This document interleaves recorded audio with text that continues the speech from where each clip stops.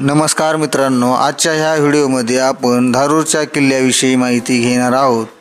मित्रांनो, आदिलशाहीचा शिपाह सालार किशोर खान यांनी या किल्ल्याची नव्याने बांधणी केली। मित्रांनो, हा किल्ला मूळ राष्ट्रकुलकालीन आहे। या किल्ल्याची बांधणी 1567-68 साली झाली। राजा धारासिंह यांच्या नावावरून या गावाचे नाव धारूर असे पडले आहे। याच किल्ल्यात विठोजी राजे भोसले काही काळ थांबले होते, तर छत्रपती शिवाजी महाराजांचे उजवा हात समजले जाणारे नेताजी पालकर काही काळ याच किल्ल्यात कैद होते।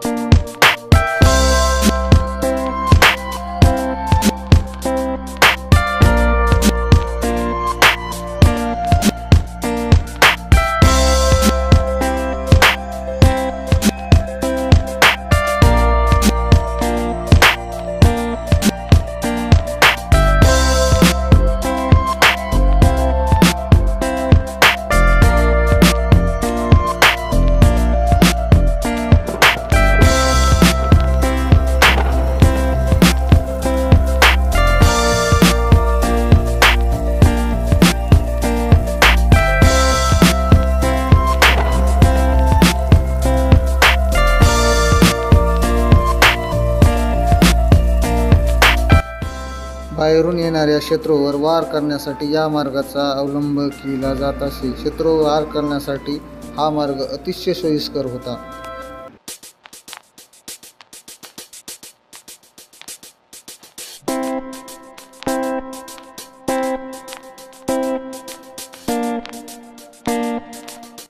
किल्ल्यावर येण्या जाण्यासाठी हा एक गुप्त मार्ग होता। किल्ल्याला शत्रूने वेढा दिलेला असताना ह्या मार्गाचा वापर होत असे।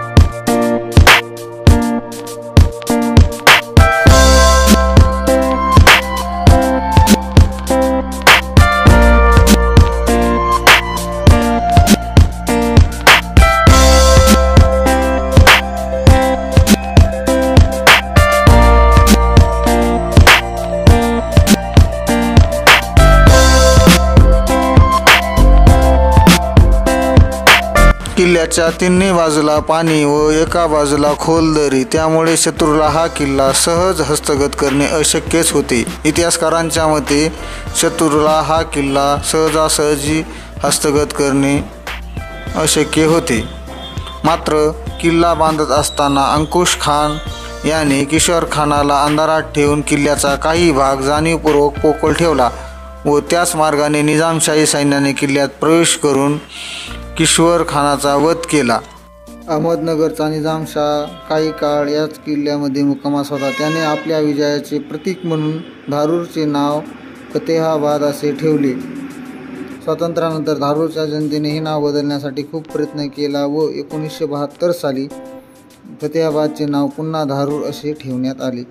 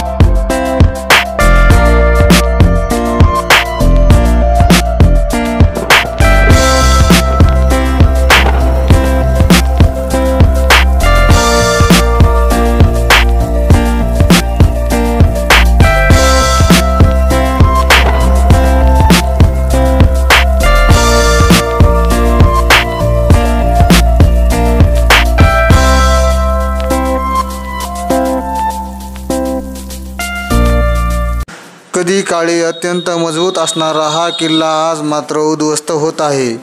शासनाच्या पुरातत्व विभागाने याकडे थोडे लक्ष द्यायला हवे. मात्र आजही किल्ल्यात फेरफटका मारताच किल्ल्याची भव्यता लक्षात येते.